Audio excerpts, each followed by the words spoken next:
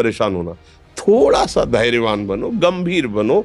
कोई भारी से भारी विपत्ति में परेशानी स्वीकार करके विपत्ति से थोड़ी निकला जाता। सुलझो, ठीक है, विपत्ति आई, समस्या आई, इसका समाधान होगा, ऐसा थोड़ी कि हमें नष्ट कर देगी। अगर अभी हमारी बड़ी हानि हो जाती है, हम कल इससे बड़ा लाभ प्राप्त कर सकते हैं। हमको एकदम बिल्कुल गंभीर रहना है, इतने कमजोर नहीं बन जाना। अब वो गए तो क्या होगा, अब वो वस्तु गई तो क्या, पद गया तो क्या होगा। प्रयास किया था, ये पद मिला था, इससे बड़ा पद प्राप्त करूंगा, मैं इससे बड़ा महान बनूंगा। ठीक है, एक बार गिर गया, गलती हो गई, दंड भोगूंगा, फिर इससे ज्यादा संयम में रहूंगा। बिल्कुल मतलब एकदम फ्रेश दिमाग रखना चाहिए। और अपने लोग क्या है, जरा सी बात में एकदम पछड़ा कर लेते हैं, एकदम कमजोर हो जाते हैं। ये बिल्कुल ठीक नहीं है। हम जीवन भर की यात्रा की बात कह रहे हैं, भारी से भारी कष्ट में भी मुस्कुराना, तो हमें बल मिला है, हमें भगवान की कृपा का दर्शन हुआ है, हमें उनका दुलार दिखाई दिया है।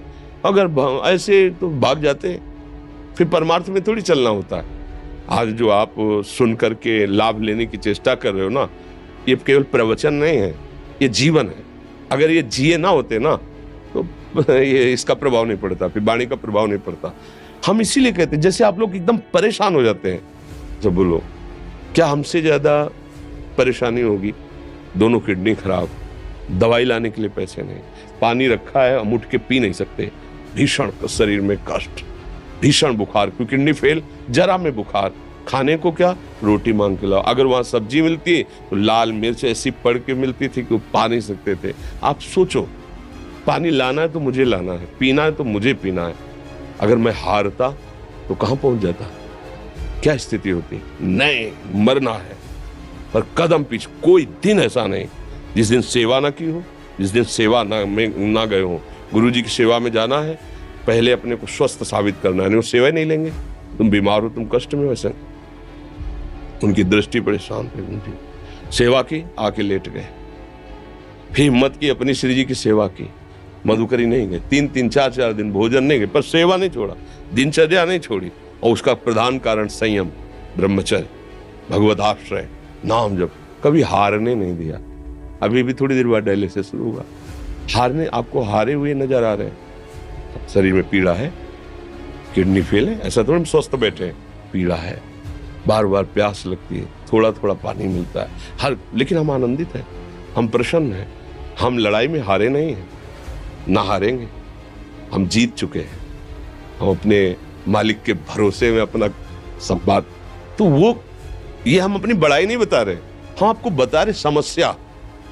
सोचो, तुम्हारे पास तो माँ है, भाई है, बहन है, परिवार है, कोई ना कोई तो है ना। मेरा किसी ने कभी जीवन में ध्यान भी नहीं दिया, क्यों?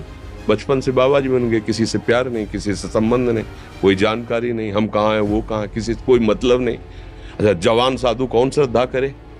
कभी गांव जाने की हिम्मत नहीं पड़ती कि रोटी मांग ले, पता नहीं लोग क्या सोचेंगे, क्या भावना कर ले।